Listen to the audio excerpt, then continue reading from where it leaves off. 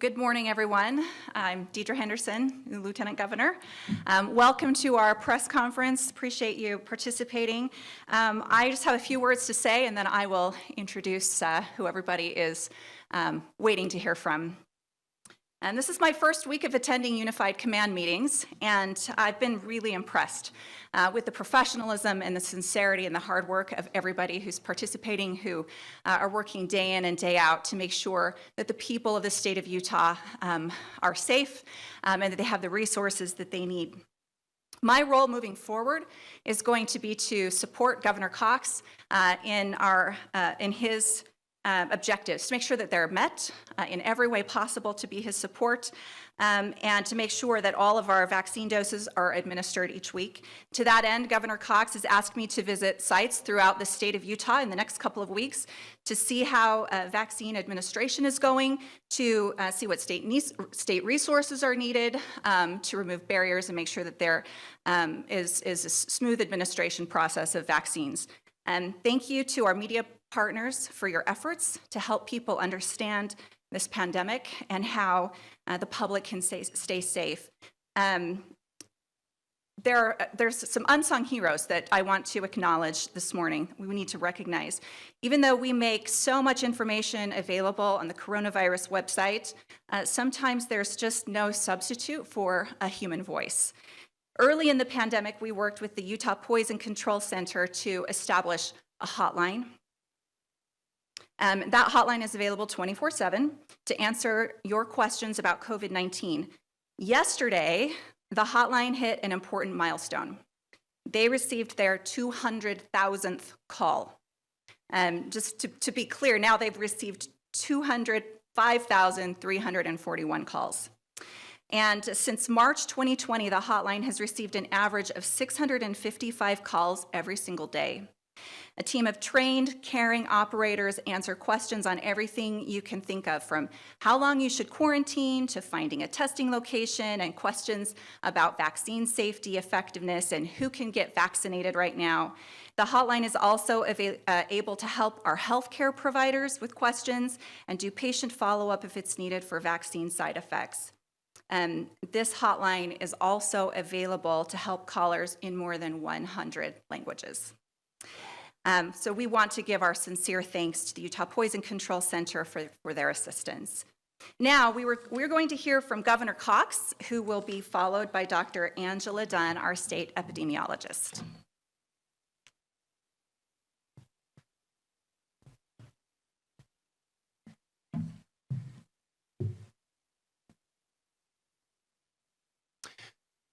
Ladies and gentlemen, thank you for joining us today. We are excited to spend some time with you talking about vaccine distribution. I haven't had an opportunity in this new office and in this new setting to wish all of you a very happy new year. And it is indeed going to be a bright and happy new year because of these incredible vaccines that are coming. Now, I've made it no secret that I have been disappointed that we have not been able to meet the very high expectations for vaccine distribution. It is no secret that every state and just about every country in the world is behind in their distribution of these life-saving drugs. The numbers, you've seen them. Today we'll be reporting about 77,228 vaccinations. We believe, because of some reporting disparities, that actual number is closer to 90,000, but still far below where we should be at this point. Now, over the past few days, I've been meeting with our vaccination providers. I've been meeting with our staff at the state health department, with our local health departments. And this morning, I brought all of them together and gave them a very urgent message. There is nothing more important in any of our careers collectively than what we are doing right now. This is what the world has been waiting for. This is what we will be judged by. Our ability to get these life-saving and career-saving, economy-saving, health-saving drugs out to the people who need them the most. This virus does not sleep. This virus does not take weekends off, and neither should we. It is unacceptable to have vaccines sitting on the shelf. And moving forward, I assure you, there will be no vaccines sitting on a shelf. And so today, I will be issuing an executive order focusing on vaccine distribution. I have several announcements that I will make now related to that order. First of all, I want to talk about our long-term care facilities. This is where our most vulnerable live. About 40% of the deaths in our state have come from our long-term care facilities. This has to be a focus. Now, as you know, there is a federal contract with pharmacy partners that are distributing the vaccine in these areas. We have met with all of those partners today, and we have received assurances from them that they will continue to expedite delivery of vaccines in those areas, and they have. They've made some changes over the last couple weeks. They've ramped up. We're really proud of what they're doing. Our pharmacy partners, by the end of today, they will have vaccinated 153 out of the 353 long-term care facilities in the state of Utah, with about 9,000 vaccines administered. They will complete all of these facilities by January 23rd.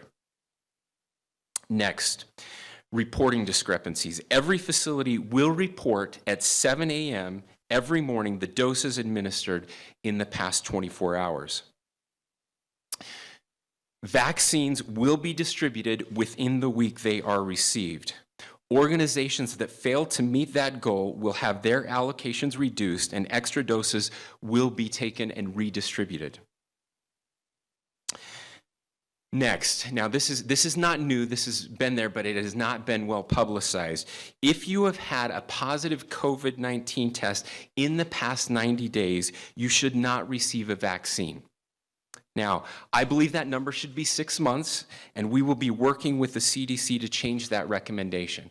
We have to be much more practical about our application of this virus. While we don't know how long immunity to the virus lasts after receiving it, we have enough data to show that reinfection is very, very, very rare. If we want to achieve herd immunity, we shouldn't waste vaccines on people who have had the virus already and absolutely have some very strong immunity, we know, over at least the first 90 days. And so we want to make it clear in all of our publications to people who are signing up to get the vaccine that they should not get the vaccine if they have had the virus in the past 90 days. We should use that vaccine for people who have not had the virus and do not have any immunity. Now, this is another important change. Moving forward, vaccine distribution will be managed by our local health districts. This is important for several reasons. As you all know, we have 13 local health districts across the state. The most important reason is that they have the ability to vaccinate a minimum of 50,000 people per week with a capacity of up to 100,000 people per week. Now, our current allocation of vaccine from the federal government is only 33,000 doses per week. So by running this through our local health departments, we will be able to exceed with capacity the number of doses we are actually receiving. We are putting a tremendous amount of faith in them. They have come through. Over the past week, we have seen them really increase the doses that they are able to distribute every day, and we feel very confident that they will easily be able to meet that 50,000 per week threshold. The other reason that this is important is to simplify the understanding of those of us who are going to be getting the vaccine to know where to get that vaccination. By doing it by health district, we then base everything on geography. So we don't have multiple providers, we don't have people signing up in 5 different areas to get the vaccine, which will only clog up the system and make it more difficult to know where and who should be getting it and when they should be getting it. And so every local health department, again, based on your geography, that's where you will go to sign up to get the vaccine. If you live in Salt Lake County, you go to the Salt Lake County Health Department's website, and there will be information there. If you live in Central Utah, you go to one of the 6 county areas, you go to the Central Utah Health Department to find out where the vaccine will be offered, to sign up and find out when you will be eligible to receive your vaccination. We will also be focusing on vaccination sites in our minority communities. We must take extra caution not to make the same mistakes we made early in the pandemic without having testing sites available in those areas. We don't change the eligibility criteria for those in minority communities, but as new eligibility criteria opens, we want to make sure that we have vaccination sites available in the places where people live.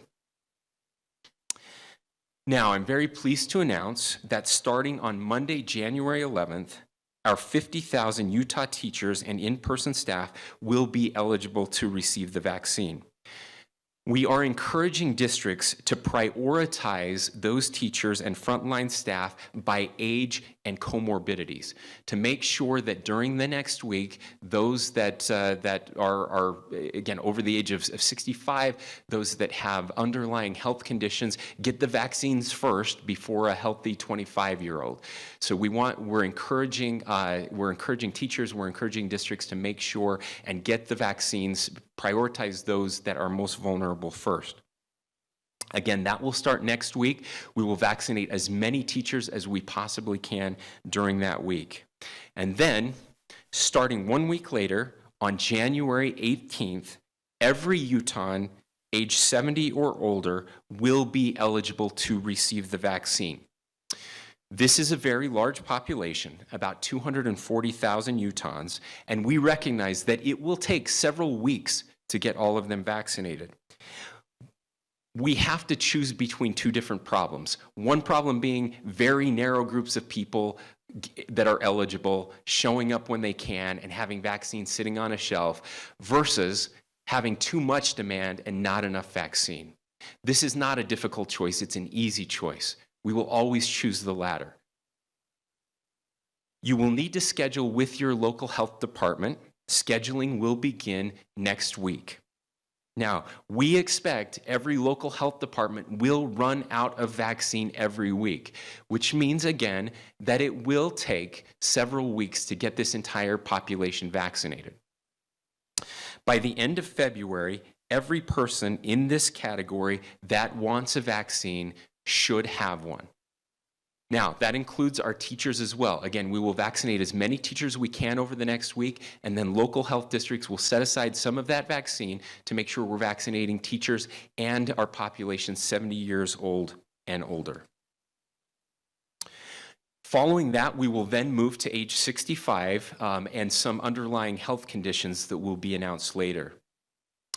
Now, I want to make another announcement. We've talked a lot about vaccines. We have another tool in our toolkit that is almost as effective as vaccines, and those are monoclonal antibodies. Now, we don't have many of them, and this drug is very special and important. You've heard a little bit about this. Of course, when the president tested positive for COVID, he received the monoclonal antibodies. They are extremely effective in preventing serious illness. But there's a catch. There's two catches, actually. One is that they have to be administered via an infusion, which makes it very difficult because there are few infusion sites, and most of them are located at hospitals. The other catch is that these drugs are not effective after someone has become ill enough to be hospitalized.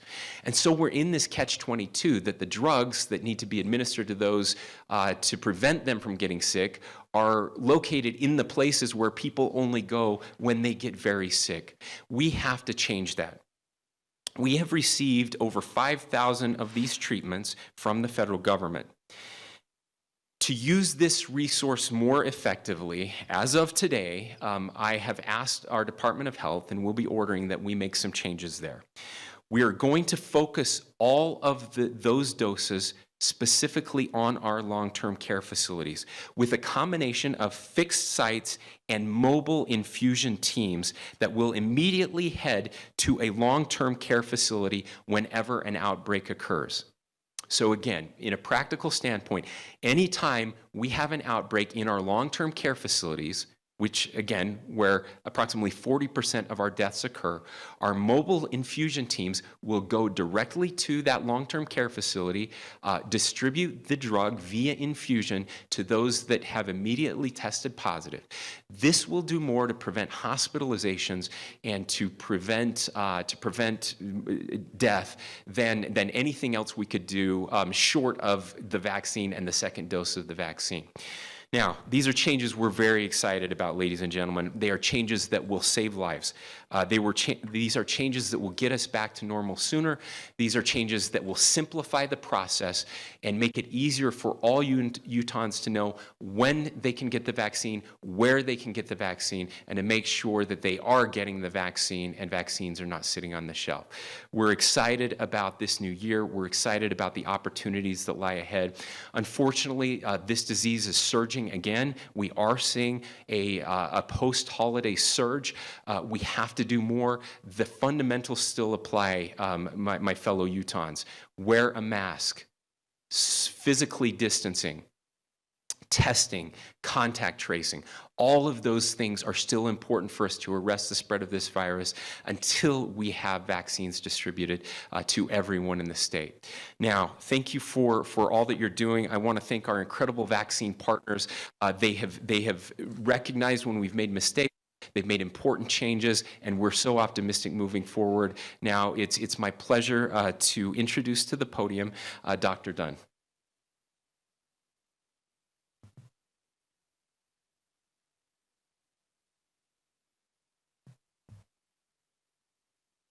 Good morning. Today, our 7-day rolling average of new cases is 3,051 per day. This is a big increase from last week when we were at 2,371. And our 7-day rolling percent positivity is at 32.7%. Last week, we were at 26.8%. Overnight, we are increasing our cases by 3,793. And our referral ICUs are at 92.2% utilization. Effectively, our ICUs across the state are full. And this is the spike, as Governor Cox just said, this is the spike from our winter holidays. And we're continuing to be in a very high-risk situation for spread. It's clear we've let our guard down, and there is a lot of excitement about the vaccine, but we need to come together again. We need to focus on what we can do as individuals to protect our hospitals by preventing the spread of COVID. And again, those fundamentals apply. Wear a mask, physical distance as much as you can, stay home when you're sick, get tested. If you feel sick at all or have been a close contact, we have plenty of testing capacity, and we need to identify who is infected with COVID. We still need to isolate and quarantine when we're infected with COVID or we're a close contact to somebody who's a confirmed case. And especially when it's your turn, get vaccinated. We can do this. We've done it before. Right before Thanksgiving, we came together, we adhered to public health guidelines, and we avoided that expected Thanksgiving surge, and we need to do it again now. Thank you.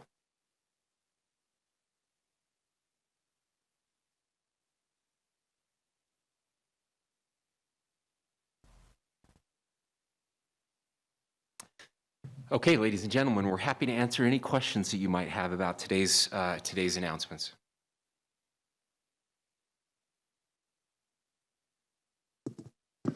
Hi, Paul Nelson with KSL News Radio. Joe Biden has said that he would release all of the vaccines instead of holding on to them for right now. Is the state equipped to handle that influx of doses, and would that not, say, cause a logjam, or are the state facilities ready to go to handle that, say, increased amount of vaccines? Yeah, thank you, Paul. We heard that news this morning. There was breaking news about that decision from the incoming administration. We are prepared and will be ready when and if that actually occurs. Of course, what they're talking about there is releasing the second doses as well. We can store those here in the state, but we are working. Our long-term care facilities are working with our partners and others at additional throughput high throughput sites, so that we can distribute as much vaccine as they will give us. And furthermore, we believe that by making these changes and being able to exhaust our supply of vaccine, that will make us eligible for more vaccine down the road. It's hard to argue that we should be getting more when we're not using the vaccine that we have already received. And so the answer is yes, we will be ready, we will be prepared for that. There is a national discussion happening right now about the possibility of delaying second doses. We will not do that as a state until there is a consensus. We know that the UK is doing that as well. There is some evidence, and we've had several very high-profile medical professionals that are arguing for delaying the second dose to get as much of the first dose out as we can and get closer to immunity with a larger percentage of the population. Of course, having those doses available in the state, if that decision were to change, then we would be ready and prepared to increase those first doses. But as for right now, we would use those second doses. In fact, we are already started with our second doses with our hospitals and their staff, and so this week they are starting to deliver those second doses, and we anticipate that will continue.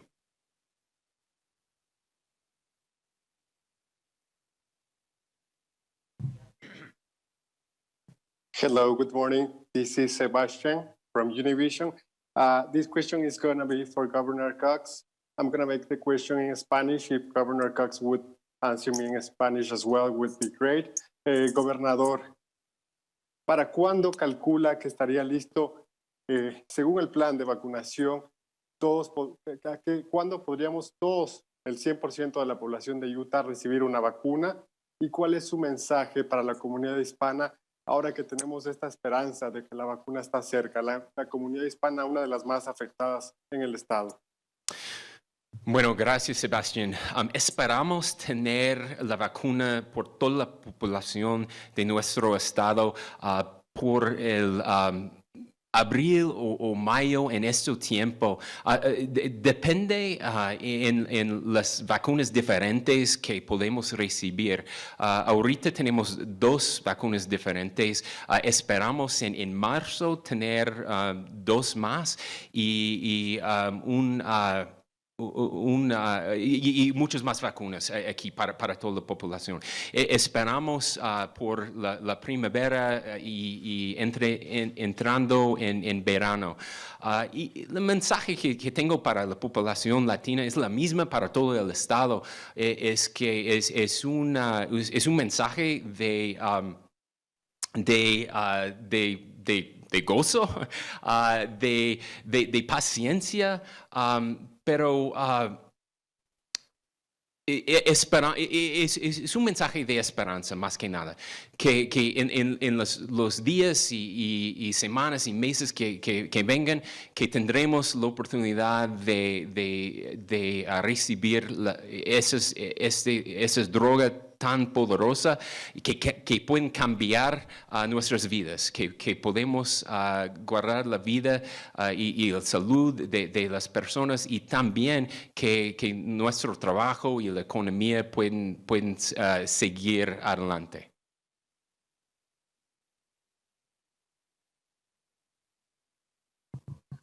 Hi, Governor Cox. This is Sophia Eppolito with the AP.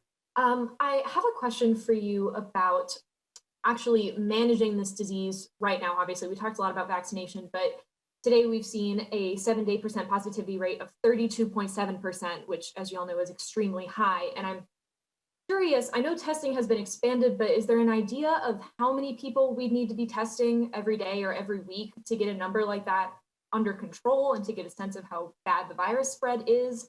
And I'm also curious if you're considering any additional restrictions, anything like that, to limit the spread of COVID. Thank you, Sophia. Dr. Dunn can obviously do better on the numbers, but I think the positivity rate is a good indicator of where we need to be. So somebody that's a little better at math can do that. But when we have a positivity rate of upwards of 30%, that's extremely problematic. We want to be below 10%. And so we need testing in order of magnitude greater than what we're seeing right now to ensure that we are catching all of the cases that are out there. And the reason that that's so important, again, if we can catch those cases, people can quarantine, we can prevent those from spreading, we can get that transmission rate under 1, which is where we were coming out of Thanksgiving and heading into the holidays. We know how to do this. There are no more secrets. Of course, we're seeing this surge all across the country. The hope is that now that we're out of the holidays, that those gatherings will be discontinued. We are testing at our universities within the first 10 days. That's where the first surge really started. We know was in the universities. Every student should be tested within the first 10 days of coming back to campus.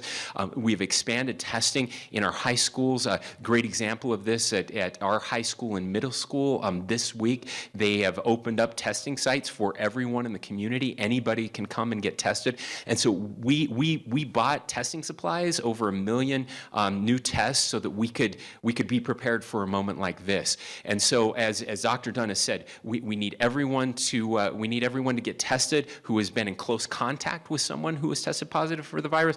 Anyone who has any symptoms, again, the tests aren't as invasive as they used to be. So please go and get those tests, get your results, and that's how we're going to slow the spread of this virus. We don't have any immediate plans to make any additional changes to what we're doing. Again, it's on all of us, though, as individuals to make those sacrifices. And what's so frustrating is that we are so close. Again, knowing now that grandma and grandpa, anyone over the age of 70, over the next few weeks will be able to get their vaccine. Let's keep them alive during this time. We can do this. Just a few more months, and we'll be there. And my hope is that sense of optimism, knowing that the end is in sight, will encourage all of us to make the sacrifices necessary over the next few days. Last question. Hi, Governor. It's Ben Winslow with Fox 13. With your announcement of speeding up the timeline to distribute the vaccine, particularly with long-term care facilities, educators, and now people age 75 plus, does this speed up when your expectation is the general public will get the vaccine? Yeah, and Ben, let me just correct you, 70 plus, not 75 plus. So I just want to 70 and over. The answer is yes, we hope so, right? And so much of that will depend on the uptake by these groups. And what we're seeing is, especially in our senior population, there is a very, very high demand for this vaccine right now. And so yes, again, the more we use this, the quicker we use this, that moves all of our timelines up. And hopefully we will be the beneficiaries of receiving more vaccine from the federal government as we prove our ability to use it before the expiration date to get this off the shelf. And then as those new vaccines, as AstraZeneca and Johnson & Johnson potentially come online in March in those timeframes, and now we're getting hundreds of thousands of more doses, that we can move that timeline up for everyone in the state. But here's the thing, and I can't emphasize this enough, and really this is where we've made a mistake as a country. When you have such a limited amount of something that is so important and so powerful, connecting it to where it will have the most effect, the most positive effect, makes all the sense in the world, right? We shouldn't be giving a vaccine to someone, even if they work for a hospital, who works at home and isn't dealing with patients and they're 25 years old. That doesn't make any sense at all. It does if we have plenty of the vaccine. But right now, what we know about this virus is if you are over the age of 70, if you're in a long-term care facility, you are the most at risk. And so by doing this, we're going to bring down those death rates.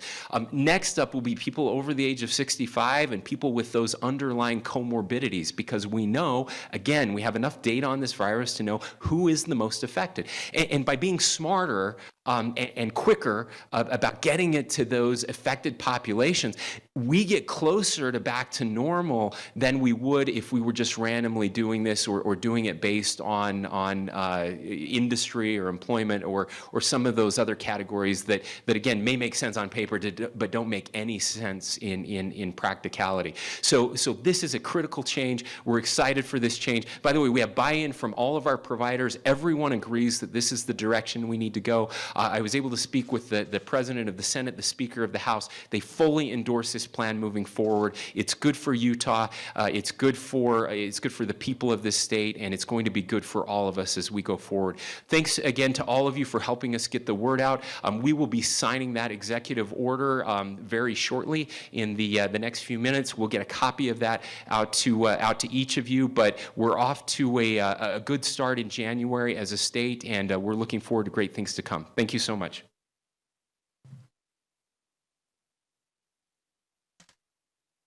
All right, that concludes the briefing for today. We're expecting these briefings to resume on Thursdays moving forward. So we will talk to you again next week. Thank you.